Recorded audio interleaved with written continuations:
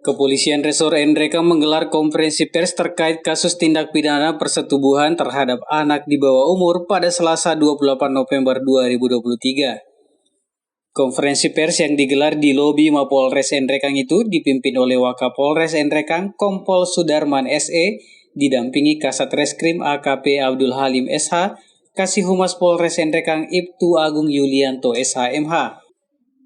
Di depan media, Wakapolres Nrekang menjelaskan kasus tersebut terjadi di salah satu kecamatan yang ada di wilayah Kabupaten Nrekang yang dilakukan oleh tersangka berinisial K 45 tahun yang merupakan bapak tiri dari korban.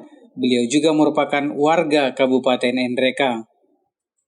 Kejadian persetubuhan terjadi pertama kali pada tahun 2021 hingga pada bulan Oktober 2023 terjadi di rumah korban saat ibu kandung dan adik kandung korban sedang tidak ada di rumah, dan saat itulah tersangka melancarkan aksinya.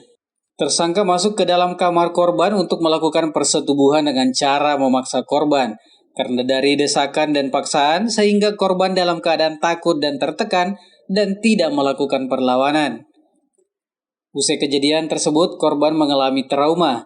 Dan pada saat korban berkunjung ke rumah keluarganya, korban takut pulang ke rumah. Dan saat itu pula korban menceritakan kepada paman dan bibinya bahwa dia telah disetubuhi atau dicabuli oleh bapak tirinya. Dari hasil laporan paman korban sehingga tersangka diamankan oleh Polres Nrekang. Dan saat melakukan pemeriksaan terhadap pelaku, ia pun mengakui perbuatannya.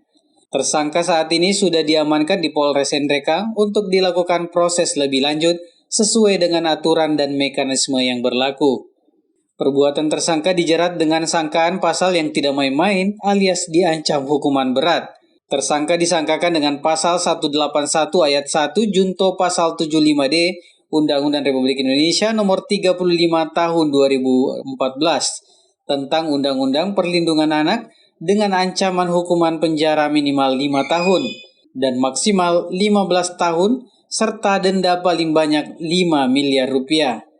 Wakapolres Nrekang Kompol Sudarman SE menambahkan, jika terjadi perlakuan kejahatan terhadap perempuan dan anak, segera masyarakat melaporkan kepada pihak yang berwajib untuk ditindaklanjuti.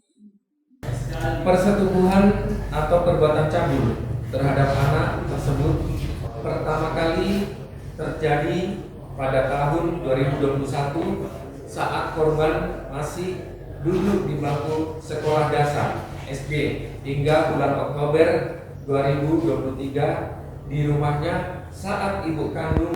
Saat itulah tersangka